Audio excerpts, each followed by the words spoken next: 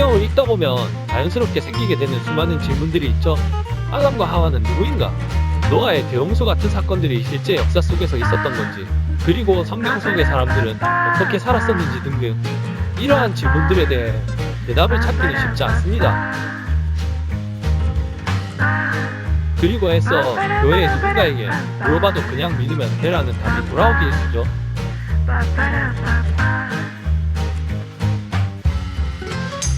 이러한 궁금증을 가진 분들을 위해, 그리고 성경에 대해 좀 더 교양적이고 학문적으로 알고 싶어하는 분들을 위해 준비했습니다.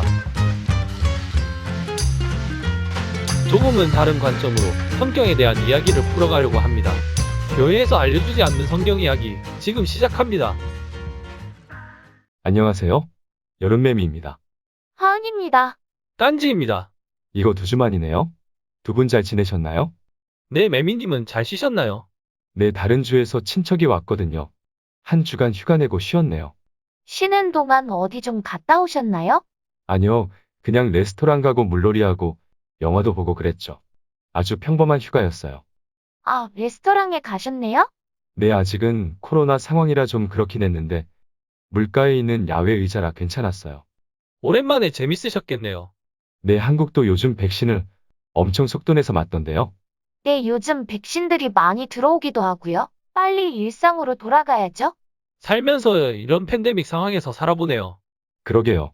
그나저나 오늘 할 게 생각보다 양이 좀 돼서 좀 빨리 시작해야 할 것 같네요. 이거 2주치를 몰아서 하시는 건가요? 뭐 그 정도까지는 아닌 것 같긴 한데 일단 오늘 어디까지 할 수 있나 한번 봐야겠네요. 오늘은 성경적 우주관에 대해서 한다고 하셨죠? 그런데 성경적 우주관이 할 이야기가 맞나 봐요? 지난 시간에 이야기한 고대근동의 우주관에서 미리 이야기한 부분이 많긴 한데요. 사실 오늘 할 성경적 우주관 자체는 많지는 않은데 그 뒤로 이어지는 부분이 좀 길거든요. 이어지는 부분이요?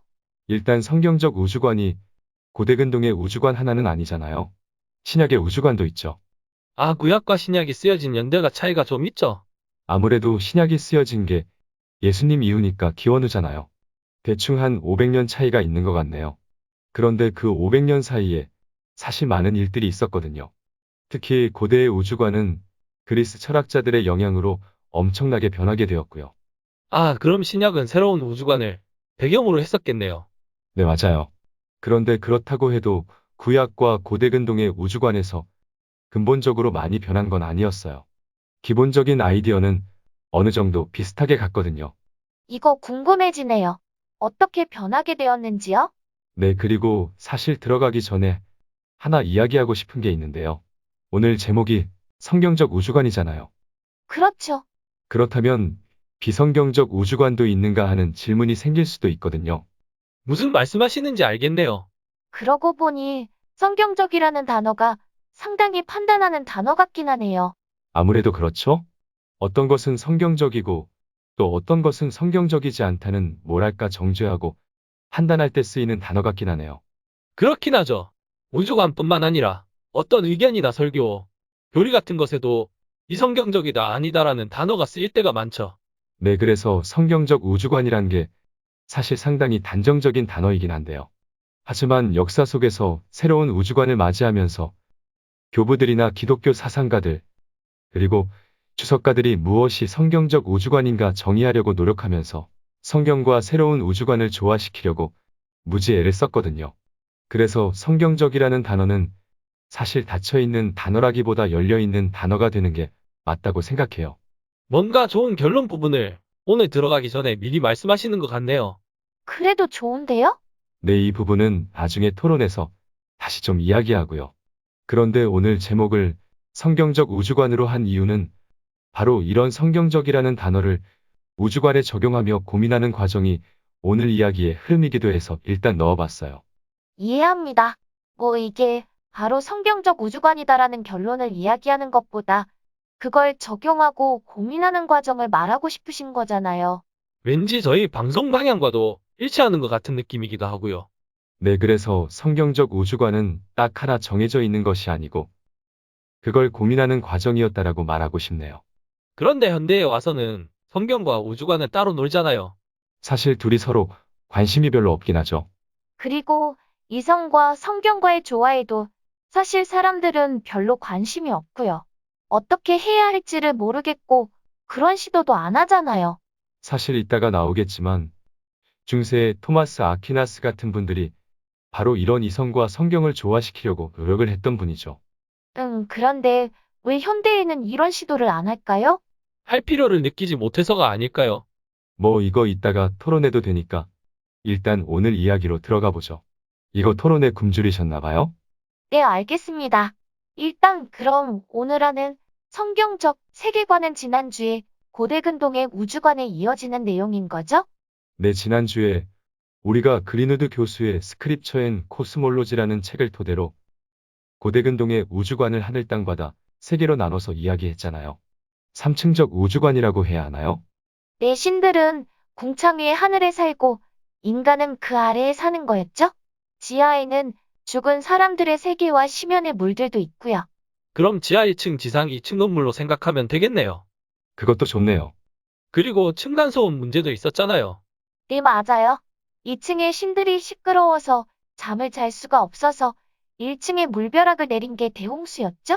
아, 이 비유 좋네요. 머리에 쏙쏙 들어옵니다.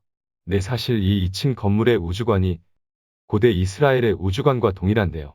사실 그렇다고 해도 완전 100% 일치한 건 아니었어요. 내 다른 부분도 좀 있었나 보네요. 뭐 그렇다고 구조 자체가 다른 건 아니었고요. 이 2층 건물 우주관은 사실 이집트나 고대 근동, 그리고 터키 아나톨리아 지역에서도 일치했어요. 아무래도 이 나라들이 서로 교역도 하고 했으니까요. 이런 우주관도 비슷했을 것 같긴 하네요. 네, 그리고 이스라엘도 이 고대 근동 국가들 중에 하나였잖아요. 그래서 이 2층 건물 우주로는 이교도의 것이 아니라 매우 자연스럽게 받아들인 개념이긴 했거든요. 일단 이 2층 건물, 우주관을 받아들이지 않을 이유는 없었을 것 같아요. 네, 이 우주관 자체는 사실 관찰에 기반을 둔 경험적 사실들이었고요. 신학적이나 철학적 근거는 없었죠? 그래서 고대 이스라엘 사람들도 자연스럽게 받아들일 수 있었던 것 같아요. 그래도 신에 대한 건 달랐잖아요?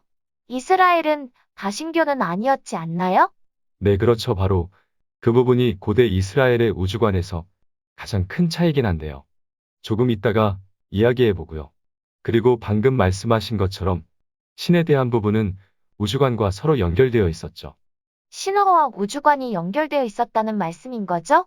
네, 그래서 고대 이스라엘은 일신교에 기반을 한 우주관이었다는 게 일단 차이가 있죠. 뭔가 창조적으로 도입을 한 것 같은 느낌이네요. 내전에 창세 신화 하면서 이야기한 것과 비슷한 느낌이 나네요. 네, 그래서 오늘 우리도 지난번에 고대 근동의 우주관을 하늘 땅 바다로 나눠서 이야기한 것처럼 고대 이스라엘 사람들의 우주관을 하늘 땅 바다로 나눠서 이야기해 보려고 합니다. 네, 알겠습니다. 일단 그럼 하늘에 대해서 이야기해 보면요. 일단 창세기 1장에서도 나왔듯이 구약에서도 하늘을 물과 물이 궁창으로 나눠진 것이라고 봤거든요. 지난번에 이 궁창을 사파이어 같은 보석으로 봤다고 하셨죠? 네, 에스겔서 1장과 10장에서 그랬다고 했죠. 이 단단한 궁창이 바로 하나님의 보좌가 위에 있는 바닥이라고 생각되었죠. 그리고 구약에는 이 궁창에 대해서 두 종류의 은유가 사용되었는데요. 첫 번째가 지난번 고대 근동의 우주관에도 나온 건물의 이미지였어요. 그럼 궁창은 둥근 지붕 모양으로 고대 이스라엘 사람들은 생각했다는 건가요? 네, 둥근 천장에 대해서는 라퀴아라는 히브리어 단어가 사용되었는데요. 둥근 지붕, 궁창, 하늘 등으로 번역되었어요. 이 단어의 어근인 라퀴는 망치로 금속을 쳐서 넓게 펼치는 걸 말하는데요. 민수기 16장 38절에요. 향로를 쳐서 제단을 쌓는 편처를 만들라라는 구절이 나오는데 이 편처를 만드는 걸 말하는 거죠. 그럼 망치로 두드려 만든 눕그릇 같은 느낌이네요. 네, 맞아요. 궁창은 그러니까 단단한 그릇 모양으로 땅을 덮는 거죠.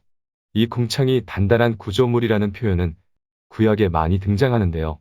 예를 들어 사무엘하에서는 궁창에는 기초가 있다고 하고요. 욥기에서는 기둥이 있고 잴 수 있다고 하고요. 또 이사야나 학계에서는 흔들 수 있는 것이라고 표현돼요. 왠지 이런 표현들은 시와 같이 은유적인 표현인 것 같네요. 그렇죠? 그리고 출애굽기 24장에는 궁창은 사파이어로 단장된 길과 같은 것이라고 하고요. 아까 에스겔서에도 사파이어 같다고 했죠. 내 사파이어가 사실 짙은 파란색 보석이잖아요. 왠지 구름이 없는 하늘의 색상같이 느껴지네요. 네, 맞아요. 그리고 궁창에 대한 두 번째 은유는 텐트 같은 걸로 보는 것이었어요. 이게 지난번에 말한 텐트 모델이군요. 그런데 텐트 하니까 우리가 캠핑 가서 치는 그런 텐트가 상상되긴 하네요. 사실 고대 이스라엘 유목민들이 장막을 치고 살았잖아요. 이분들이 친 장막은 캠핑장 텐트 수준은 아니었죠. 하긴 여러 사람이 그 안에서 살았으면 제법 크긴 했을 것 같네요. 네, 이 장막은 내구성이 있는 재질이었고요. 여러 사람들이 장기 거주하기 위한 것들이었는데요. 그래서 이 천막의 덮개 부분은 중간에 기둥도 있고 바깥쪽으로 땅의 동여매는 밧줄 같은 것도 있었죠. 그럼 이 텐트 모델의 덮개가 바로 궁창이라는 거네요. 네, 맞아요. 그래서 구약에서는 덮개를 받치는 기둥이나 동여매는 밧줄 같은 이야기도 나와요. 하긴 사람들이 아무래도 익숙한 모델을 기준으로 상상했을 것 같네요.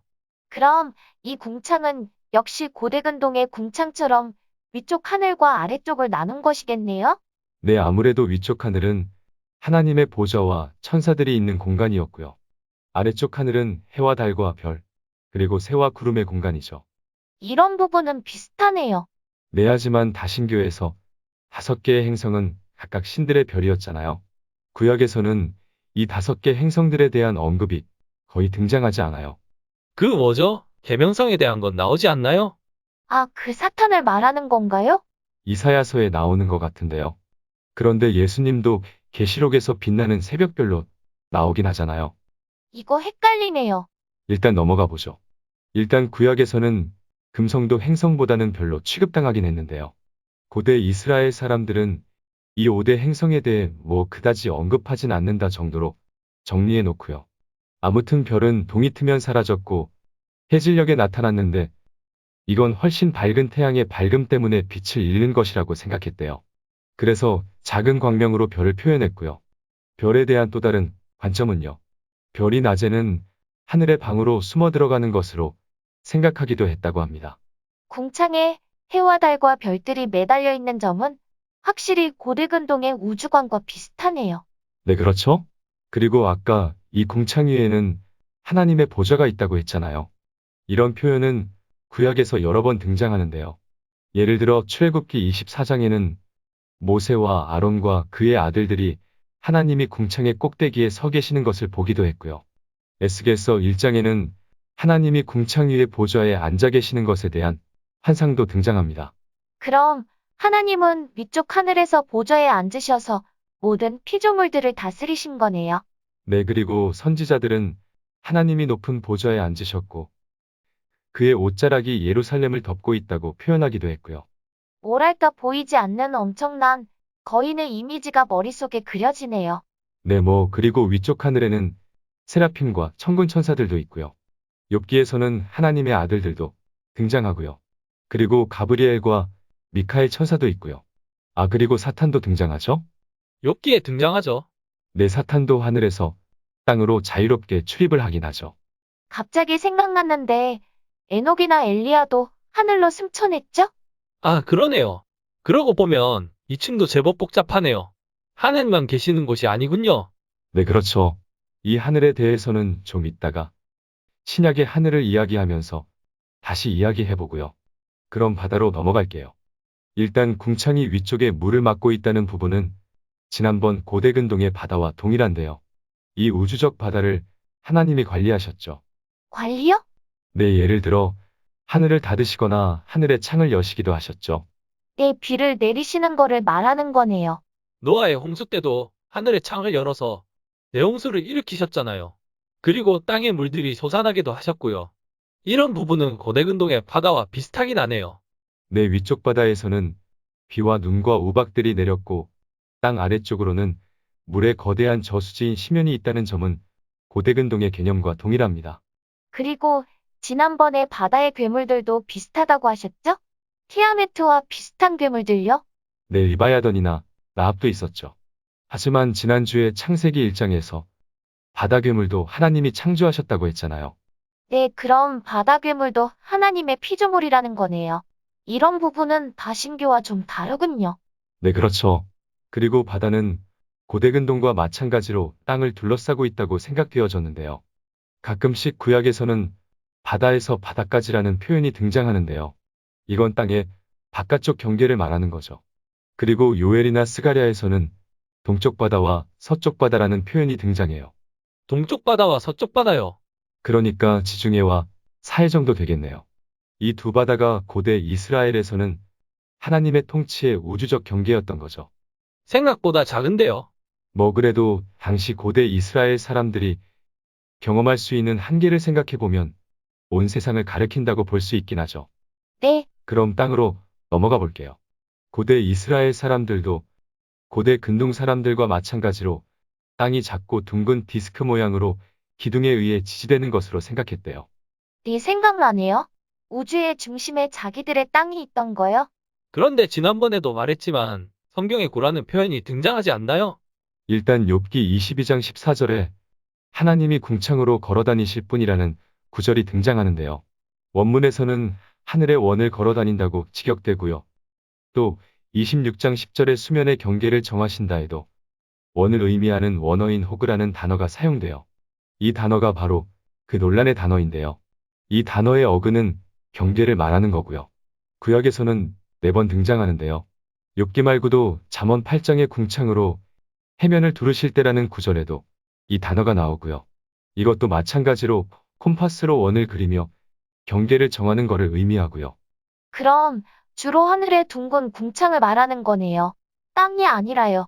네, 그런데 이사야서 40장 22절에는 땅 위 궁창에 앉으실 때라는 구절이 나오는데 땅의 원에 앉으셨다고 직역해 볼 수는 있는데요. 이건 땅을 평면의 원으로 본 것이지 구라고 본 것은 아니거든요. 그럼 위에서 내려다 본 거네요. 3차원 입체라기보다 2차원 평면, 원이라는 거네요. 이 구에 대해서는 이따가 그리스 철학하면서 나올 거고요. 참 또 재밌는 게 있는데 때로는 원 모양보다 4개의 모퉁이가 있는 식탁 모델로 생각되어지기도 했다는 거예요. 아, 이번엔 사각형인가요? 네, 예를 들어 이사야 11장에서 땅의 사방에서라는 표현이 등장하는데요. 에스겔 7장에서도 같은 표현이 등장하고요. 그런데 땅의 사방이면 방위를 말하는 것 같긴 한데요. 모양이 아니라요. 네, 그런데 계시록 7장에는 땅의 네 모퉁이라는 표현이 등장하는데요. 원어로는 고니아라고 하는데 분명 코너나 모퉁이를 말하긴 하거든요. 확실히 땅의 모양에 대해서는 많은 상상력이 있었던 것 같네요. 네, 그럼 넘어가서요. 아까도 말했지만 땅은 건축물로 비유가 많이 돼서요. 구약에는 기둥이나 기초 같은 표현이 많이 등장해요. 그럼 지진 같은 건요. 땅이 떠는 것이라고 생각했겠네요. 뭐 집이 흔들리는 것으로 비유하면 되겠네요. 네, 그리고 여러 번 나왔지만 땅 속에는 고대근동의 개념과 마찬가지로 죽은 자들의 세계인 세월이 있었고요. 일단 하늘부터 땅속까지 기본 구조는 거의 동일하네요. 그런데 확실히 신화의 부분이 차이가 있긴 하네요. 그런데 일단 고대 이스라엘 사람들의 우주관은 고대근동처럼 완전히 명확한 건 아니었던 것 같아요. 우주를 그린 토판 같은 것이 발견된 것도 아니고요. 또 구약이 창조에 대해서도 완전히 통일된 건 아니거든요. 그럼 창세기 1장만 창조를 다룬 게 아니라는 말씀이신가요? 지난번에 창세기 1장과 2장이 순서가 다르다고 잠시 이야기했던 것 같은데요. 네, 사실 오늘 이야기하는 책에서도 말하지만 구약에서 창조에 대해 언급된 부분이 13군데거든요. 13군데요? 생각보다 많네요. 네, 창세기 1장과 2장, 출애굽기 20장, 느헤미야 9장, 욥기 38장, 그리고 시편과 잠언들도 많고요. 그리고 이사야 40장도 있고요. 뭐 다 읽어보고 싶긴 한데 다 소개하긴 시간이 좀 부족할 것 같긴 하네요. 네, 이 창조의 이야기들이 사실 창세기 1장을 빼고는 창조의 날수가 다양하고요. 그 순서도 다양해요. 아무래도 그럴 것 같아요. 일단 시적인 표현이 많이 사용되었을 것 같기도 하고요. 네, 구약에서 창조는 언제나 시적 언어나 고급 문체를 사용한 문장들이 사용되었죠. 그런데 그래도 구절들에서 창조의 행위나 창조의 신학도 거의 일치하고요. 드러나는 우주관도 우리가 말한 3층 우주관, 아니 2층 집 우주관과 거의 일치합니다. 네, 그럼 오늘 이야기하는 성경적 우주관은 2층 집 우주관과 일치한다가 오늘 이야기의 결론인가요? 그건 아니고요. 성경적 우주관이 딱 이거 하나로 정해진 것은 아니고요. 뭐랄까 말하자면 신약에 가면 이 지하가 딸린 2층집 우주관이 시간이 갈수록 점점 그 층수가 높아집니다. 층수가 높아진다고요? 네, 일단 하나님이 계신 천국이 맨 꼭대기에 있는 건 맞는데 1층에 사는 우리 사이의 다른 층들이 계속 늘어나는 거지요. 늘어난다면 몇 층이나 늘어나는 거죠? 네, 이제 그 이야기를 할 건데요. 아까 구약과 신약 사이에 꽤 시간이 있었고 우주관에 많은 변화가 있었다고 했잖아요. 네, 그러셨죠. 이 변화를 주도한 게 바로 그리스 철학자들인데요. 특히 아리스토텔레스를 좀 언급하고 넘어가야 할 것 같아요. 아리스토텔레스요? 철학 쪽은 좀 약한데요. 뭐 저도 강하진 않습니다. 그런데 그 아리스토텔레스가 주장한 우주관이 사실은 이후에 거의 2000년 이상 기독교 정통 우주관이 되거든요. 헐, 2000년 동안 기독교의 우주관이 되었다고요? 엄청나게 긴 기간이네요. 네, 일단 지난번에 기원전 5세기에 바빌론이 망했잖아요. 그리고 그 뒤로 100년 정도 좀 넘어서 그리스에는 플라톤이 등장했고요. 아리스토텔레스는 플라톤의 제자죠. 플라톤은 한두 번 나온 것 같은데요. 이데아도 그렇고 지난번에 나가 한마디에서 발견된 영지주의 문서들에도 짝퉁 플라톤의 국가도 나왔다고 했고요. 네, 이 플라톤이 기독교와 가까워요. 이데아라는 본질을 추구하는 방향도 그렇고요. 네, 그럼 그의 제자 아리스토텔레스도 왠지 그랬을 것 같네요. 일단 고대에는 아직 과학이라고 할 만한 게 없었잖아요. 이 철학이 거의 뭐 과학의 영역까지 다 차지했었다라고 생각해야 할 것 같고요. 이 새로운 우주론에 영향을 준 것도 그리스 철학자들의 철학이죠. 오호, 흥미롭네요. 일단 신바빌로니아도 그랬지만 고대의 사람들이 점점 더 밤하늘을 정밀하게 관찰하기 시작했거든요. 그러면서 많은 질문들이 생겨나게 되었죠. 어떤 질문이요?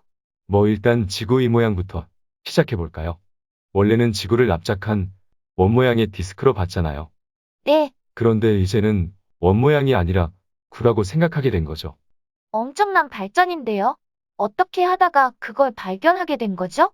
그냥 구가 가장 완전한 모형이라고 생각했기 때문이죠. 이거 농담은 아니신 것 같은데요. 네, 정말로요. 예를 들어 기원전 5세기에 그리스의 파르메니데스 같은 철학자는요.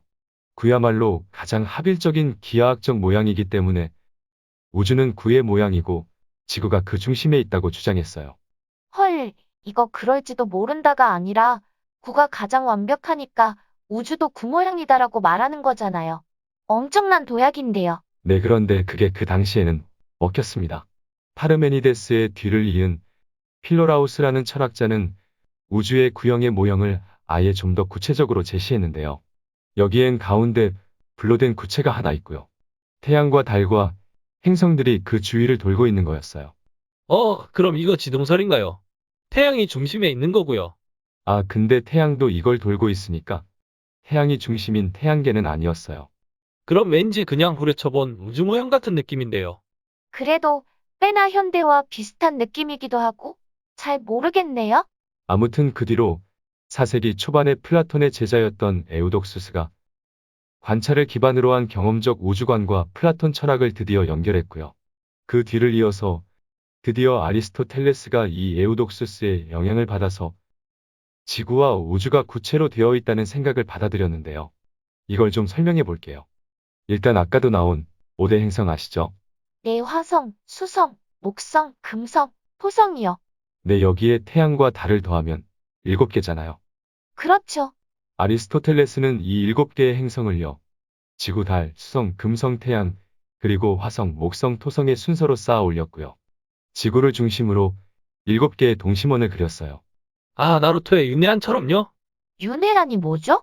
이거 만화를 안 보시면 잘 모르는데 연못에 돌을 던지면 퍼져가는 동심원들을 그냥 상상하시면 될 것 같아요. 아무튼 중요한 순간이었는데 나루토가 나와버렸네요. 아, 죄송합니다. 의도적이었어요. 아무튼 돌아가서 이 동심원들을 천구라고 하는데요. 각각의 행성들이 있는 영역이죠. 아, 그럼 지구 위로 7개 천구들이 있는 거네요. 이게 아까 2층 건물 우주관에서 9층 건물이 되는 거군요. 사실 여기에 2층 정도 더 있는데요. 7개의 천구에다가 별이 매달려 있는 천구가 있고요. 맨 위에 천구까지 치면 9층이니까 하나님은 10층 건물 옥상에 사시는 거네요. 헐, 하나님이 옥상에 사시는 건가요? 이거 하나님과 우리 사이가 한참 멀어져 버렸네요. 솔직히 아리스토텔레스는 55개의 동심구와 지구의 4개 층을 합쳐서요. 우주는 59개의 동심구로 구성된다고 말해요. 헐, 이거 단순히 작은 건물이 아니라 완전 빌딩 수준인데요. 그럼 아까 7개는 뭐예요? 7개는 이 동심구들이 들어가는 층인 거죠. 그럼 결과적으로 10층 아파트에 59세대가 살고 있는 아파트인가요? 엄청 복잡하군요. 왠지 하나님과 그만큼 거리가 멀어진 느낌이 드네요. 뭐 사실 그래요. 구약에서는 하나님이 인간과 동행하고 인간사에 개입하고 막 그러셨잖아요. 이젠 그만큼 멀어져 버린 거죠. 그런데 지구에 있는 4개의 층은 뭔가요? 그 부분이 바로 원소들인데요. 일단 아리스토텔레스는 우주에는 5개의 원소가 있다고 말했어요. 아, 원소 이야기는 이전에 어디서 들어본 것 같아요. 일단 사원소는 아실 거예요. 그게 흙과 물, 바람, 물인 것 같은데 맞나요? 네, 맞아요. 나루토에도 비슷하게 화수목금토의 오행이 나오는데, 나루토가 오늘 자주 나오네요. 일단 이 오행 이야기는 일단 접어두죠. 오늘 아리스토텔레스만으로도 복잡해요. 네, 알겠습니다. 아무튼 이 사원소인 흙, 물, 바람, 불이요. 아까 말한 지구에 있는 4개의 층이고요. 이 4개의 원소가 방향이 있는데요. 흙이 가장 무거워서 가장 아래고요. 그 위로 물 그리고 바람과 불의 층이 있어요. 아, 원소들의 방향도 있군요. 그런데 아까 5개의 원소들이 있다고 하셨잖아요. 그럼 마지막 5번째 원소는 뭔가요? 그 5번째 원소를 아리스토텔레스는 에테르라고 불렀는데요. 바로 지구 밖 우주에 있는 원소예요. 그래서 지구 밖 천구에는 이 에테르라는 물질이 가득 차 있다고 봤었는데요. 결국 모든 우주가 이런 물질로 가득 차 있는 거지요. 혹시 우주에 암흑 물질이 있잖아요. 혹시 이게 에테르일까요? 아, 그건 잘 모르겠네요. 일단 에테르의 존재는 밝혀진 게 없으니까요. 아무튼 이 7층의 천구들 위에 있는 천구에 항성들이 박혀 있다고 생각되었고요. 그 천구들의 바깥에 신이 있는 천국이 있다고 생각되었대요.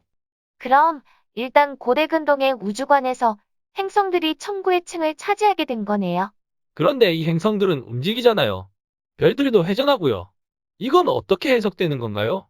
일단 이 천구들은 다 연결되어 있었고 온 우주가 하나의 판이었죠. 그리고 별들이 회전하는 건 누군가 그 회전판을 돌리고 있다고 생각했고요. 그게 바로 신이라는 거죠. 아, 갑자기 쏘세요 하는 경품의 전판이 생각이 나네요. 뭐 누군가가 돌린다는 점에서는 비슷하긴 하네요. 그래서 아리스토텔레스는 이 회전판을 돌리는 존재가 그 자신은 움직이지 않으면서 모든 것을 움직이는 부동의 동자라고 불렀어요. 뭐라고 불렀다고요? 부동의 동자요. 이게 한자가 들어가니까 어렵네요.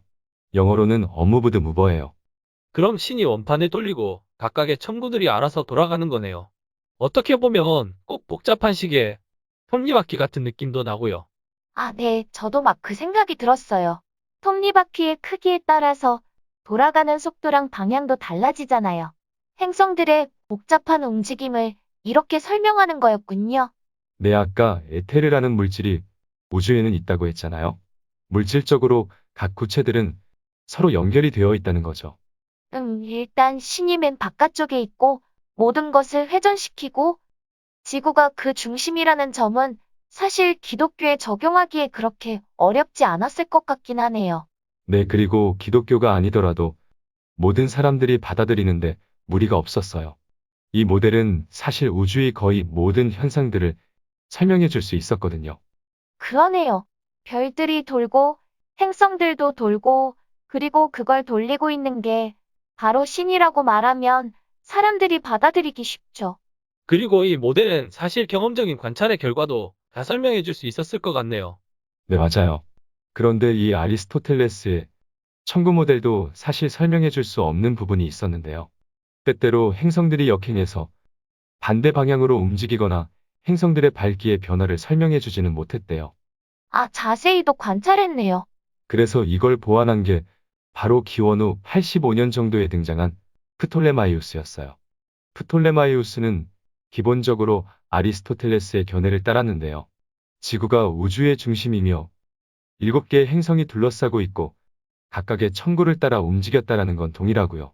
하지만 행성들은 단순한 원운동으로 천구를 따라 움직이는 게 아니라 경로를 나선형으로 돌며 이동했다는 거예요. 아, 원운동 안에 또 원운동이 있었다는 거네요. 네, 이렇게 되면은 때때로 행성들이 역행하는 현상과 행성의 밝기의 변화도 설명이 되었거든요. 아, 그러네요. 그래서 이렇게 아리스토텔레스에서 시작해서 프톨레마이오스에 의해서 완성된 우주관은 거의 16세기 중반까지 모두에게 상식으로 받아들여졌고요. 기독교의 우주관으로 자리 잡게 됩니다. 이 모델이 경험적 사실도 설명해주고 또 기독교의 신의 존재도 들어있잖아요. 기독교의 우주관이 되기에는 무리가 없어 보이네요. 그렇죠. 이 모델이 성경적 인류학과 유일신사상과 매우 잘 맞아 떨어지죠.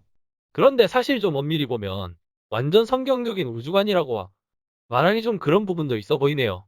아, 어떤 부분이요? 예를 들어 성경에서는 원소들의 이야기는 나오지 않잖아요. 그리고 아까 행성들에 대한 이야기도 잘 등장하지 않는다고 하셨고요. 그러고 보니 아까 말한 땅의 모양도 구가 아니었고요. 세월 같은 서우세계도 아리스토텔레스의 우주관에서는 등장하지 않네요. 아, 네, 맞아요. 그래서 기독교 사상가들이나 주석가들, 그리고 교부들은 이 성경적 우주관을 아리스토텔레스의 우주관과 조화시키는 방법을 열심히 찾아내기 시작했지요. 어떻게요? 일단 원소에 관해서는 헬라파 유대 철학자 필리오는요. 모세의 생애라는 책에서 제사장들의 겉옷에서 4개의 원소를 찾았는데요. 예를 들어 긴 예복은 공기이고요. 석류는 물이고 꽃은 땅이고 자주색은 불같이요. 좀 억지 같은 느낌인데요? 그리고 중세의 유대인 주석가 메이모니데스는 창세기 1장에서 4개의 원소를 찾기도 했고요. 예를 들어서 땅은 흙이고요. 영은 공기이고 수면은 물이고요. 어둠은 불로 대입하기도 했죠. 뭔가 좀 이상하네요. 그래도 심지어 마틴 루터도 지구가 4개의 원소로 되어 있다고 생각했으니까요. 뭐 좀 억지스러운 느낌이지만 원소에 대해서 열심히 찾긴 했죠. 그리고 또 성경의 납작지구를 둥근 지구의 형태로 생각하기도 했는데요. 일단 지구가 구라는 생각은 대부분의 기독교 사상가들도 받아들였어요. 그럼 그래도 평면지구를 주장했던 사람들도 있었겠네요. 네, 있었죠. 3세기 기독교 저자 맥탄티우스 같은 분은요. 지구가 둥글면 아래쪽에 서 있는 사람들은 거꾸로 서 있지 않겠는가 하고 주장했고요. 이건 어거스틴도 마찬가지였어요. 아, 어거스틴도요. 네, 어거스틴도 마찬가지로 지구가 둥글면 사람들이 아래로 떨어질 것이라고 생각했는데요. 둥근 지구는 과학적 추측일 뿐이고 증명되지 않으며 상식이나 성경과도 맞지 않다고 생각했죠. 하지만 어거스틴은 조금은 열린 마음이었는데요. 둥근 지구가 증명이 되면 받아들일 생각도 있었던 것 같아요. 저 궁금한 게 있는데요.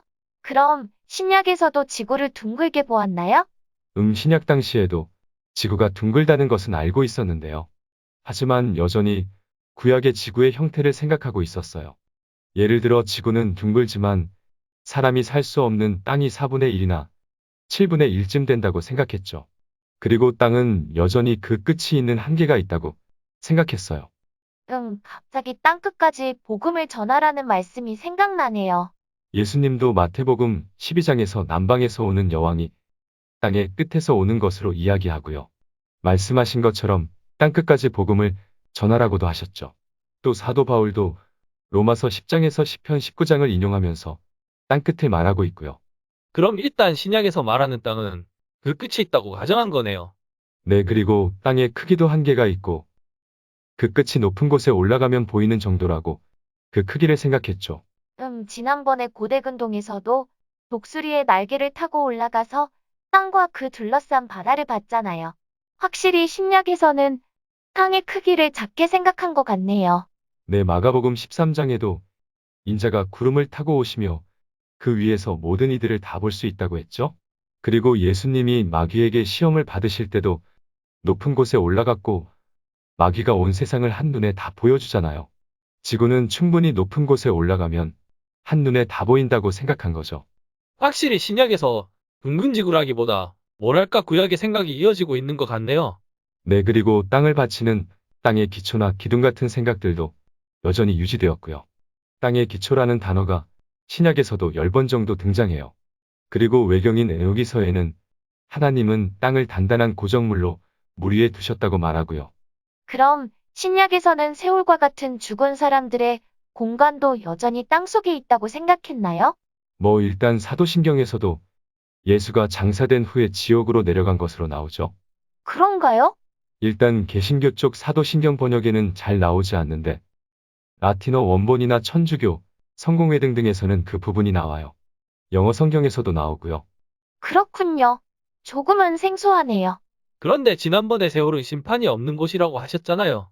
네, 그런데 누가복음 16장의 부자와 나사로 이야기가 나오잖아요. 나사로는 아브라함의 품에서 쉬고 있고요. 부자는 고통을 받고요. 뭐랄까, 고통과 상벌이 있는 곳인 느낌이긴 하네요. 네, 그리고 베드로후서 2장 4절에도 지옥으로 번역되는 타르타로라는 단어가 등장하는데요. 이건 그리스 신화의 타르타로스, 즉 어둠과 심판이 있는 곳이죠. 그리고 예수님도 심판받는 곳으로 지옥을 언급하시죠. 아, 그 흰놈 꼴짝이인가? 인신공양을 했다는 것이죠. 네, 맞아요. 그럼 확실히 구약의 세월과 신약의 지옥은 조금 다른 느낌이긴 하네요. 네, 그리고 이 죽은 자들의 세계와 연결되는 게 바로 부활인데요. 부활은 예수님 당시에도 꽤나 논쟁거리였죠. 네, 사두개인과 바리새인들이 주로 논쟁했다고 들었는데요. 네, 신약에서의 죽은 자들의 세계는 하나님의 새하늘과 새 땅이 만들어질 때까지 기다리는 곳이죠. 기다렸다가 육체로 부활하는 거죠. 네, 맞아요.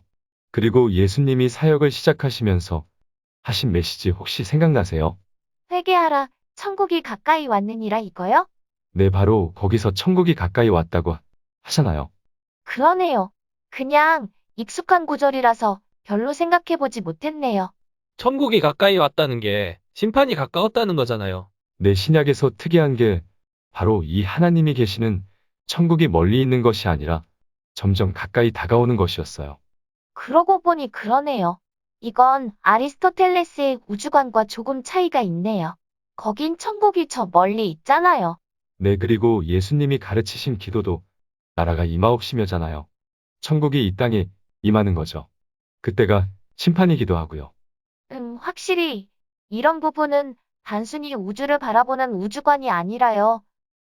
뭐랄까, 종말론과 합쳐진 우주관으로 봐야 하나요? 이게 우주관이라고 해야 할지 모르겠네요.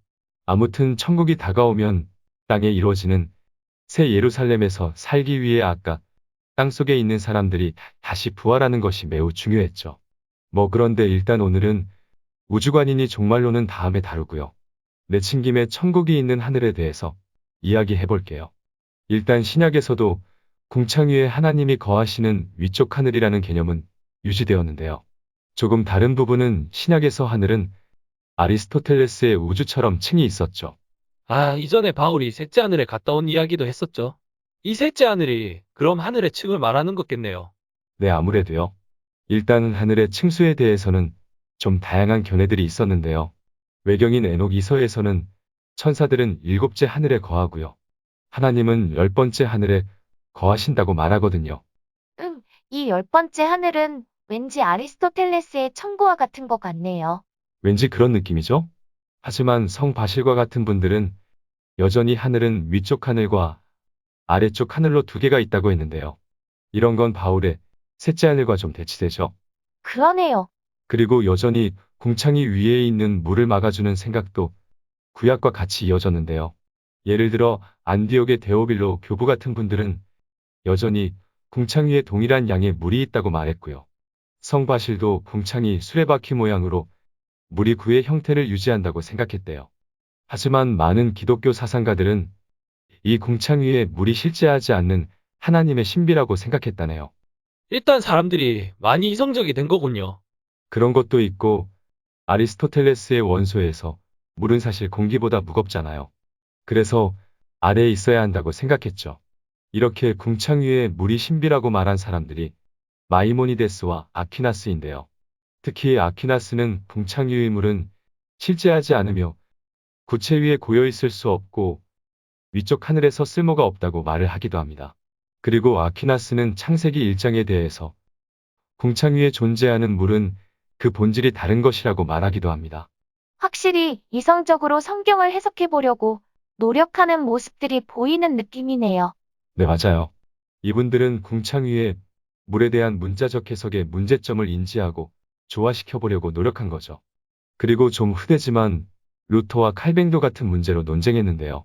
루터는 궁창 아래의 물은 실제로는 구름이고 모세가 은유적으로 적었다고 말했고요. 칼뱅은 좀 더 문자적으로 하늘 위에도 물이 존재한다고 말하긴 했어요.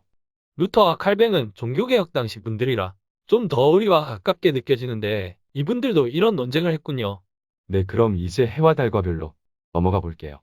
일단 사람들이 밤하늘을 관찰하면서 달이 일단 스스로 빛을 내는 것이 아니라는 것을 발견했어요. 원식 같은 것 때문에요. 네, 그래서 이 부분은 창세기 1장에서 말하는 작은 광명이 있는 것과 대치가 되잖아요. 그런데 이 부분은 좀 은유적으로 받아들일 수도 있지 않을까요? 태양을 반사하는 것도 어쨌든 빛을 내는 거잖아요. 뭐 그렇게 볼 수도 있는데 일단 당시에는 문자적인 해석과 과학적 해석이 부딪혔고요. 이런 것들을 조화시키려는 노력이었으니까요. 일단 랍비 요하난이란 분은 태양은 빛을 주기 위해서 만들어졌고 다른 사실을 알기 위해 만들어졌다고 말하고요. 목적이 다르다는 거네요. 네, 그리고 좀 넘어가서 루터는 달과 별은 태양의 빛을 반사하는 것으로 봤고요. 이것은 하나님이 태양에게 그런 힘을 주셔서 달과 별을 밝히는 것이라고 말했어요. 하지만 칼뱅은 달이 자체로 빛을 낸다는 주장을 계속 고수했어요. 그리고 다른 작은 광명으로 지구를 다 밝히기에는 부족해서 태양으로부터 빛을 빌린다고 생각했대요. 아까도 그랬지만 칼뱅이 좀 더 성경적으로 해석하려고 나름 노력했네요. 뭐 좀 더 문자적인 해석을 한 것 같긴 하고요. 그런데 재밌네요. 일단 자체 발광은 하는데 빛이 좀 모자라서 태양으로부터 빛을 빌린다는 건요. 일단 성경과 우주관을 조화시키려는 노력으로 봐야겠죠. 네, 그런 부분은 우리가 좀 배워야 할 것 같기도 하고요. 그런데 이거 시간이 벌써 많이 가서 오늘 토론은 못할 것 같고 다음 주로 미뤄야 할 것 같네요. 아, 다음 주도 이거 계속하는 건가요? 네, 원래 코페르니쿠스랑 갈릴레오 쪽으로 가려고 했는데 일단 양이 너무 많아서요. 오늘 한 건 성경적 우주관이고 다음 주에 할 것은 거기에 반기를 든 사람들 이야기일 것 같네요. 그 부분도 기대가 되네요. 그럼 토론은 다음 주에 해도 되죠, 뭐. 네, 그래서 일단 오늘 이야기를 조금 요약만 하고 마무리할게요. 너무 이것저것 많이 다른 것 같아서요. 네, 알겠습니다. 일단 뭐 고대근동의 우주관과 구약 성경의 우주관은 유일신관을 빼고는 하나로 봐도 될 것 같고요. 신약으로 넘어오는 사이 아리스토텔레스 당시에 실제를 자각하는데 엄청난 변화들이 있었고요. 혹 그 변화를 이끌어낸 게 플라톤인가요? 네, 그렇다고 볼 수 있죠. 플라톤에 대해서는 또 다른 내용이라 일단 넘어가고요. 아무튼 기독교도 이 플라톤의 사상을 많이 받아들였죠. 그런데 그렇다고 처음부터 막 받아들인 건 아닌 것 같은데요. 그 말도 맞죠. 그 부분은 언제 스콜라 철학하면서 이야기해보죠. 그날이 언제가 될지 모르겠네요. 뭐 언젠가는 중세까지 가겠죠? 아무튼 돌아가서 그의 제자 아리스토텔레스가 제시한 여러 층의 천구가 돌아가는 우주의 모델이 조금 개선되었죠. 이후 2000년간 기독교의 우주관으로 자리를 잡게 되었고요. 기독교 사상가들이나 교부들은 아리스토텔레스의 우주관을 받아들여 기독교 신앙과 조화시키려고 무지 애를 썼죠. 특히 토마스 아퀴나스 같은 분들이 그랬죠. 어떻게 보면 과학과 성경 혹은 이성과 신학을 조화시키려고 했던 거네요. 그런 시도는 참 좋은데 아쉬워요. 현대에는 별로 없잖아요. 왜요? 창조과학회 같은 곳도 있잖아요. 창조과학회는 사실 너무 성경적으로 맞추기 위하는 것 같기도 하고요. 하지만 이런 시도들이 의미가 없다는 것은 아닙니다. 아, 저 문득 무크따라는 책이 생각났네요. 무크타요? 무신론 기자, 크리스찬 과학자에게 따지다라는 책이요. 아, 저도 한번 읽어봤는데 뒷부분이 좀 어렵더라고요. 언제 우리 책 소개로 한번 해보죠. 네, 좋죠. 아무튼 할 말은 많은데 이것저것 막 던진 느낌입니다. 그럼 우리 다음 주에도 계속 성경적 우주관 하는 거죠? 네, 다음 주에는 지동설과 성경 이야기가 나올 것 같은데요. 한번 두고 보죠, 어떻게 될지. 네, 알겠습니다. 오늘 수고 많으셨고요. 한 2주치를 몰아서 하신 것 같네요. 그러게요. 원래 두 개로 나눌까도 생각했던 내용인데 이거 두 개로 나누자니 좀 적고요. 같이 하니 좀 많고 하네요. 이게 엄청 배고플 때요. 라면을 2개 끓일지 하나 끓일지 하는 고민 같네요. 뭐 비슷하네요. 아무튼 그럼 오늘은 여기서 마무리하겠습니다. 네, 수고하셨고요. 다음 주에 뵐게요. 네, 안녕히 계세요.